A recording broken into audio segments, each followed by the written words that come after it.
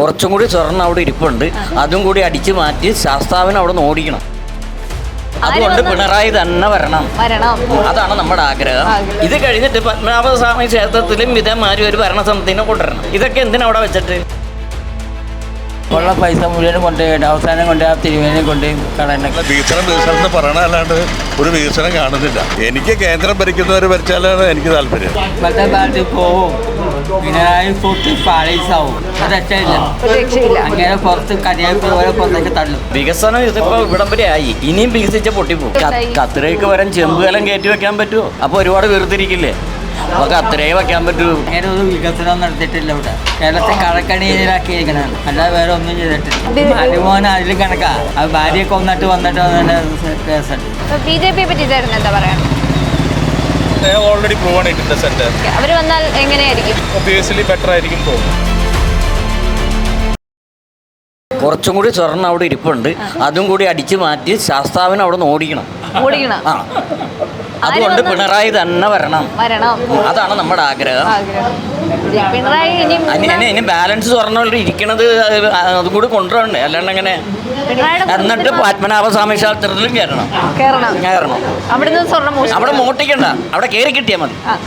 പിണറായി തട്ടിക്കൊണ്ട് പോരാ. അങ്ങനെയൊന്നും തട്ടിക്കൊണ്ട് പോരാൻ പറ്റും.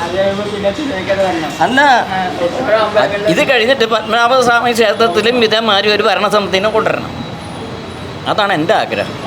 ഇതൊക്കെ എന്തിനാ അവിടെ വെച്ചിട്ട്? വിൽക്കുന്നതിന്റെ അയ്യപ്പനെ ഇവിടെ ഓടിക്കണം. അയ്യപ്പനെ ഇവിടെ വേണ്ട. എന്തിന്? അവരുടെ അഴിമതികളെ കുറിച്ച് ചേട്ടൻ അഴിമതിയൊക്കെ അവിടെ കിടക്കട്ടെ. അത് അഴിമതിയൊന്നും ചെയ്തിട്ടില്ലെന്നേ.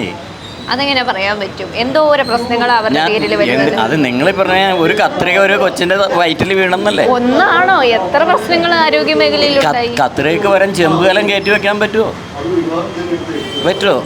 അത് പറ്റില്ല. അപ്പൊ ഒരുപാട് വെറുതിരിക്കില്ലേ? നമുക്ക് അത്രേ വെക്കാൻ പറ്റൂ.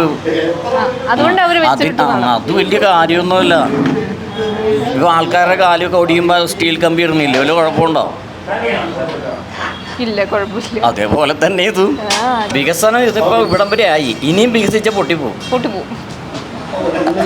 അപ്പൊ അതുകൊണ്ട് ഒരു പരിധി വരെയൊക്കെ വികസിച്ചാൽ മതി. ഒരുപാട് ബലൂൺ തന്നെ ഒരു പരിധി കഴിഞ്ഞ് കഴിഞ്ഞാൽ എന്താ പറ്റണേ? അപ്പൊ ആ വികസനം പൊട്ടും. അതല്ല ഞാൻ പറയണേ, വികസനം വരണം. അതിന്റെ മാക്സിമം ആയി കഴിഞ്ഞാൽ പിന്നെ നിർത്തണം. അപ്പൊ അതുകൊണ്ട് പൊട്ടാൻ ചാൻസ് ഉണ്ട്. വികസനം പൊട്ടാൻ ചാൻസ് ഉണ്ട്. അതുകൊണ്ടാ വികസിക്കണം. പിണറായി മന്ത്രിസഭയിലെ ശിവൻകുട്ടി എന്തുകൊണ്ടാന്ന് വെച്ചാൽ പുള്ളിയുടെ ക്യാരക്ടർ എനിക്ക് ഇഷ്ടം. വിദ്യാഭ്യാസ മേഖലയിലേക്ക് വിടുക. അതൊക്കെ മറ്റുള്ളവരല്ലേ ചെയ്യണേ. മന്ത്രിക്ക് എന്ത് കാര്യം ഇരിക്കണം വിദ്യാഭ്യാസ മേഖലയിൽ? സെക്രട്ടറി വരണ സാധനം പുള്ളി ഒപ്പിട്ട് കൊടുത്താൽ പോരെ? അത് പുള്ളി ചെയ്യണുണ്ട്. പിന്നെന്താ കുഴപ്പം? പുള്ളിക്ക് നല്ല ഹൈറ്റും വെയിറ്റും ഇല്ലേ? അതുകൊണ്ട് കാണാൻ നല്ല ഭംഗിയുണ്ട്. ഭരണത്തെ അനുകൂലിക്കുന്നുണ്ടോ? അവരുടെ 10 വർഷത്തെ ഭരണത്തെ ചേട്ടൻ എങ്ങനെ ബെറ്റർ ആവാനുണ്ട്? ബിജെപിയെ പറ്റി ചേട്ടൻ എന്താ പറയാ? ഓൾറെഡി പ്രൂവ് ആണ് ഇൻ ദ സെന്റർ. അവർ വന്നാൽ എങ്ങനെയായിരിക്കും? ഒബ്വിയസ്ലി ബെറ്റർ ആയിരിക്കും തോന്നുന്നു. ഇപ്പോഴത്തെ കാലത്ത് പോവും, പിണറായി പൊട്ടി പാളീസാവും. എന്താ അതങ്ങനെ പറയാൻ കാരണം? അങ്ങനെ ഈ കൊള്ളകള്, സ്വർണ്ണക്കൊള്ള, അമ്പലക്കൊള്ള, മറ്റേ കൊള്ള, എല്ലാ കൊള്ളകളും കൊണ്ടും പൊറുതിമുട്ടിരിക്കുന്ന ജനങ്ങൾ. അത് രക്ഷയില്ല. അങ്ങനെ പുറത്ത് കന്യാകുമാരി പോലെ പുറത്തേക്ക് തള്ളും. ജനങ്ങൾ അങ്ങനെയായിരിക്കും വിധി എഴുതാൻ പോകുന്നത്. അങ്ങനെ ഒരു വികസനം നടത്തിയിട്ടില്ല ഇവിടെ. ഇല്ല, ഒരു വികസനവും ഇല്ല. കേരളത്തെ മുടിപ്പിച്ച് കഴിഞ്ഞാണ്, കേരളത്തെ കടക്കണിയിലാക്കിയിരിക്കണാണ്, അല്ലാതെ വേറെ ഒന്നും ചെയ്തിട്ടില്ല. ദേശീയപാതയുടെ വികസനത്തെ ഒക്കെ ദേശീയപാത അങ്ങേരുടെ അല്ലല്ലോ. മരുമോനാണ് അതിൽ കണക്കാണ്.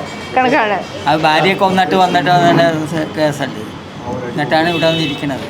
പിണറായി മന്ത്രിസഭയിൽ ഏറ്റവും ഇഷ്ടമുള്ള ഒരു മന്ത്രി ആരാ? ആരുമില്ല അതിനകത്ത്. ആരുമില്ല. ഒരു മന്ത്രി ഇഷ്ടമല്ല. ഏറ്റവും മോശം മന്ത്രി ആരാ? എല്ലാം മോശമാണ്. എല്ലാവരും ഉള്ള പൈസ മുഴുവനും കൊണ്ടുപോയിട്ട് അവസാനം കൊണ്ട് ആ തിരുവേനെ കൊണ്ട് കളയണൊക്കെ. അവരെ കൊണ്ട് പ്രത്യേകിച്ച് ഗുണമൊന്നുമില്ല. ഒരു ഗുണമില്ല. 2026 നിയമസഭാ ഇലക്ഷനെ എങ്ങനെയാണ് ചേട്ടൻ നോക്കുകയാണെങ്കിൽ?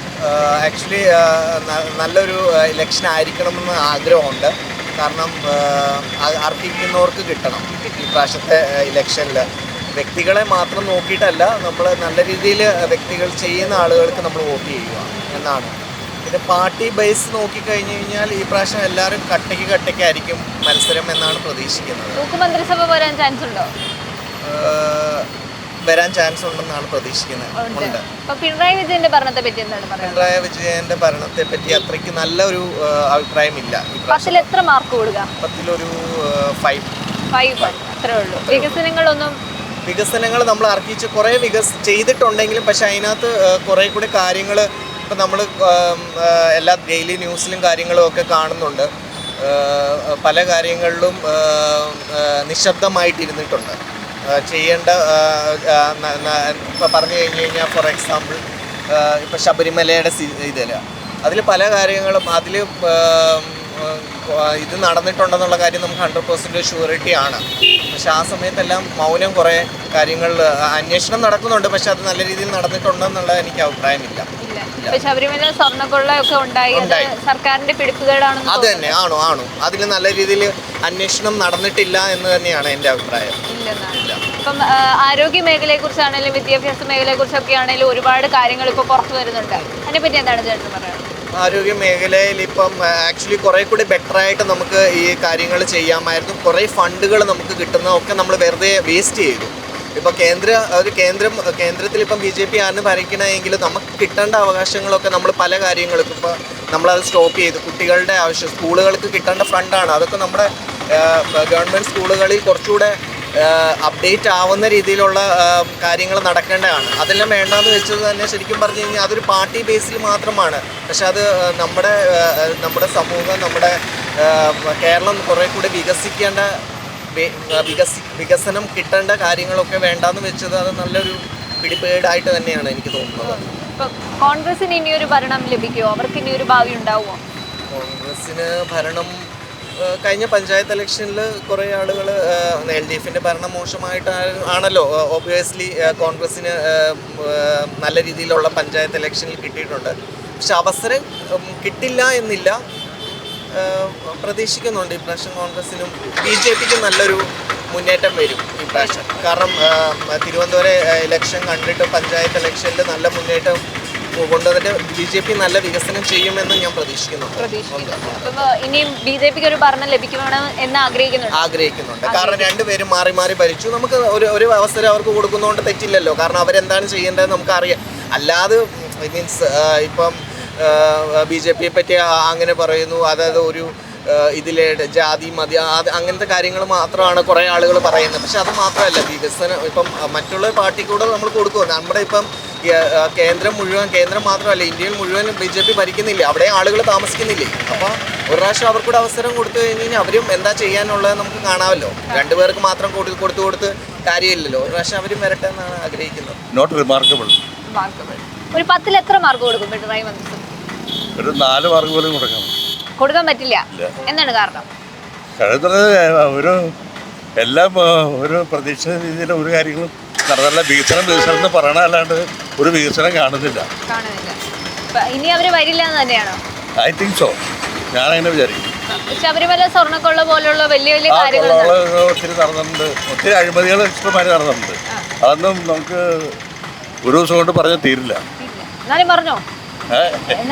അല്ല, സ്വർണ്ണക്കൊള്ള, അങ്ങനെയുള്ള സ്വർണ്ണക്കൊള്ള, അതുപോലെയുള്ള മറ്റ് അഴിമതികൾ എല്ലാം നമുക്ക്, പിന്നെ ഈവൻ ഈ ആരോഗ്യ മേഖലയിൽ തന്നെ കണ്ടിട്ടില്ലേ, ഒത്തിരി നടന്നിട്ടുണ്ട്.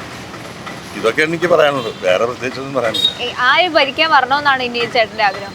ഭരണം ആർക്ക് കിട്ടണമെന്നാണ്? എനിക്ക് കേന്ദ്രം ഭരിക്കുന്നവർ ഭരിച്ചാലാണ് എനിക്ക് താല്പര്യം.